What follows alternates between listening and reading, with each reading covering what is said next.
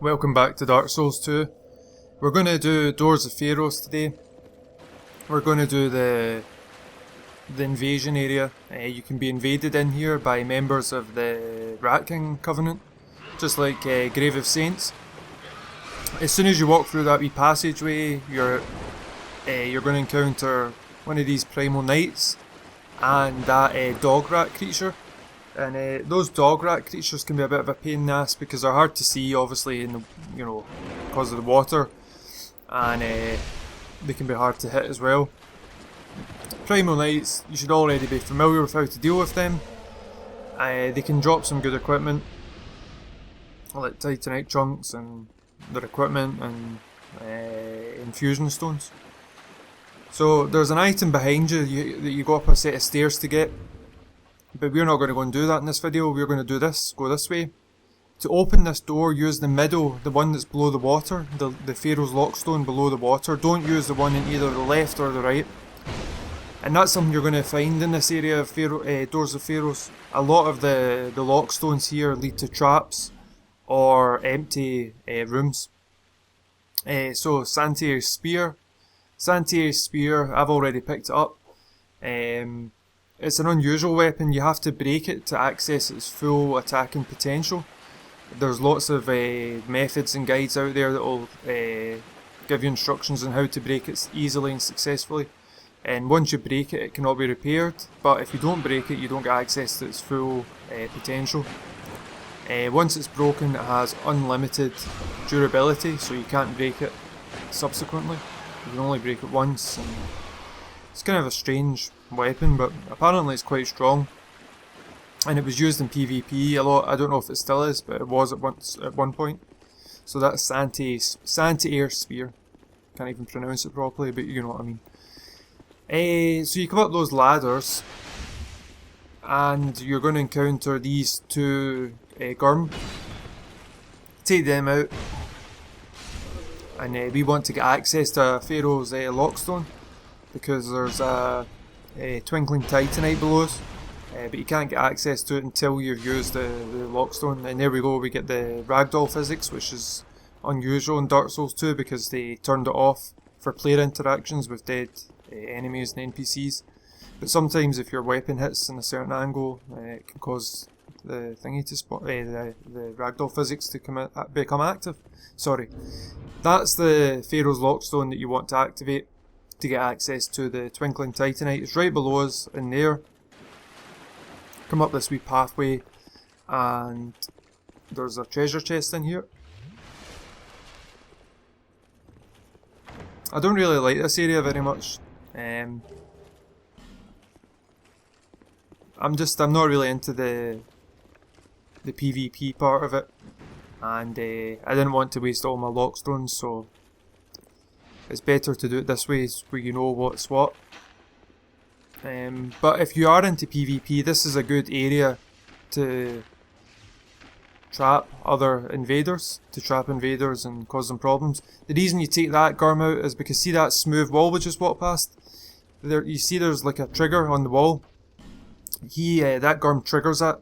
The reason I'm saying no here is because don't use either of the Pharros Lockstones on either side of me, they just lead to traps. So don't use them. And what will happen eventually is you'll come to this opening. If you just keep following the path forward, and it brings you to this area. This is the kind of main area of Doors of Pharros. And what you want to do is you want to go around it in an anti-clockwise direction, just like I did there. Don't go around it clockwise, it's better just to go around it this way. Take out all the Gurm you're going to encounter on your way, and it gives you this area, like I say, it's full of illusions and traps and whatnot. And these statues, the first time I came round here, I tried to take these statues out with like a crossbow or something, thinking they were enemies, but they're not. They're just there to fool you. And to get access to the item that's behind the big primal knight there, you use the middle Pharros Lockstone. And to be honest, I can't remember what the item is. I've already picked it up, but there is some kind of treasure behind here, and I remember only wanting to show the treasures that are worthwhile, making an effort to get. So you'll know you're in the right place because there's a skull lying at the base of the room. For some reason, a strange kind of simian looking skull. humanoid or whatever.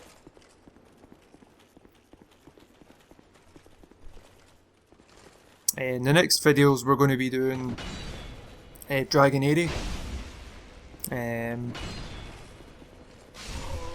then after that we don't have many more episodes to go probably. So come around here, you can see that there's some stairs. That's just the stairs that we came from. You're going to encounter this wee room, this is the bonfire. In fact, discount what I said earlier on. Come round to the bonfire first maybe and just tag it.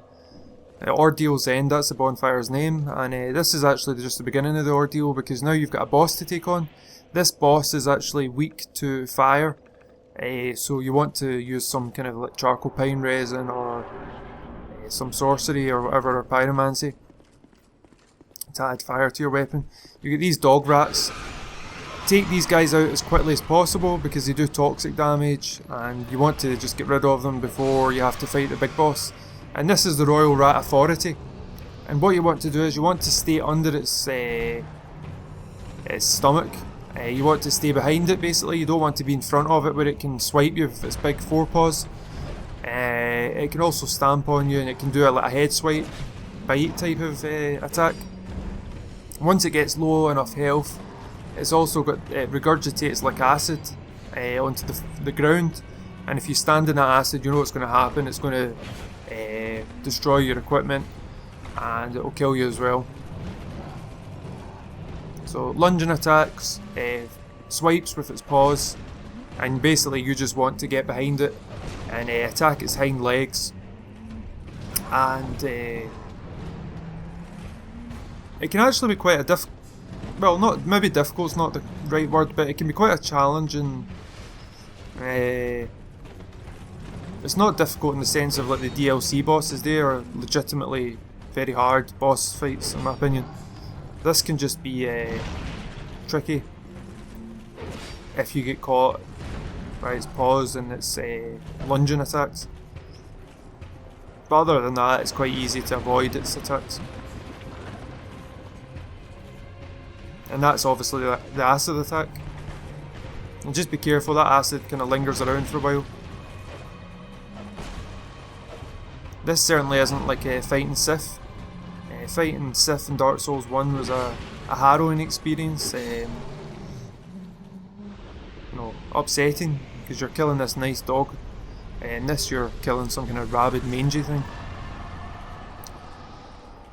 So once you've done that, you'll find the exit at the back of the room. It's quite an interesting arena, this place. It's quite good looking. That's the one thing the Doors of Pharros has got going for it. It's quite an interesting level design to look at.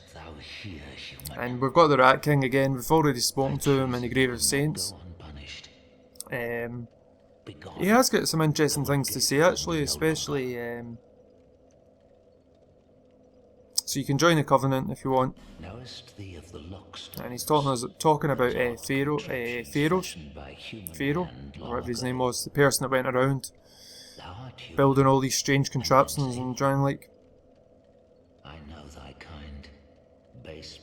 It's got a very cynical and pessimistic view of humans. My servant, there has been much my servant, do not disappoint me. But just like, oh, this takes you out to a familiar area, takes you out to the beginning of the Doors of Pharros, where we came when we came up from the Shaded Woods. And you know, Gavlan's back behind us. So thanks for watching, and next episode, Dragon Airy.